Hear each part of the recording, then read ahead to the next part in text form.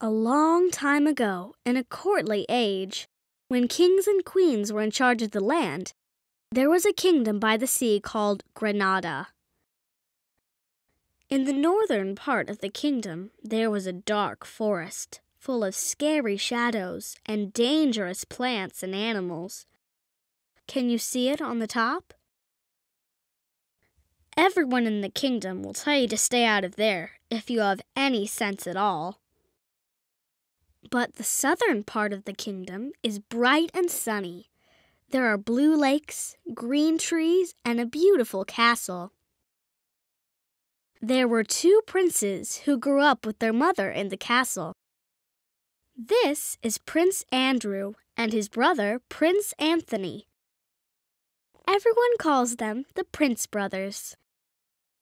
One day, their mother, who was also the queen, told the Prince brothers about how they would share the kingdom someday. She said that when they grow up, they would both become kings. The kingdom will be divided into 2 equal halves, said their mother, the East Kingdom and the West Kingdom. One of you will rule in the East, and one will rule in the West. The queen was known across the land for being very smart. Everyone in the kingdom knew that she was always right about matters regarding the kingdom. She knew that the Prince brothers would need to share the royal responsibilities when they grew up. And the Prince brothers were growing up fast.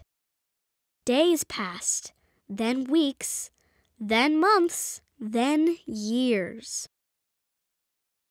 When the Prince brothers were old enough to understand, the queen told them an important story about the kingdom.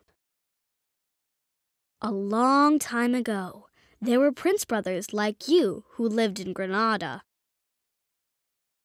It was a tradition for the brothers to run in a race around the kingdom every year. Nobody ever knew which of the 2 princes would win. One year, one of the princes decided to cheat in the race. So he put a thorn in his brother's shoe. "Ouch!" said the prince when he felt the thorn in his foot. When he found out that his brother had put the thorn in his shoe, he became upset. But he knew that he shouldn't just hurt his brother back, though.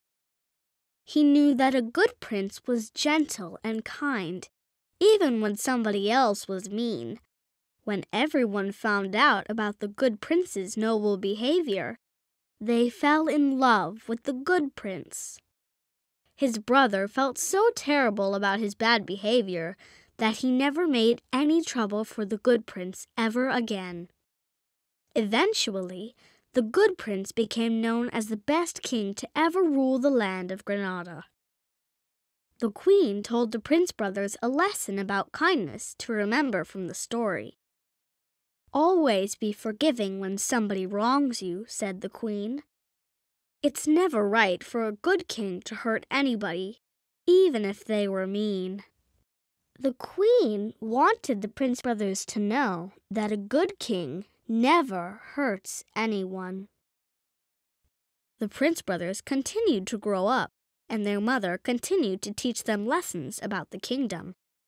But Anthony started to have different thoughts. He decided that he did not want to share the kingdom half and half with Andrew. He told his brother Andrew that he was stealing the entire kingdom for himself. "You, my favored brother," Anthony said bitterly, "are never going to see the inside of the castle again. I have hated you long and hard, and now I'm going to treat you like I have always wanted to.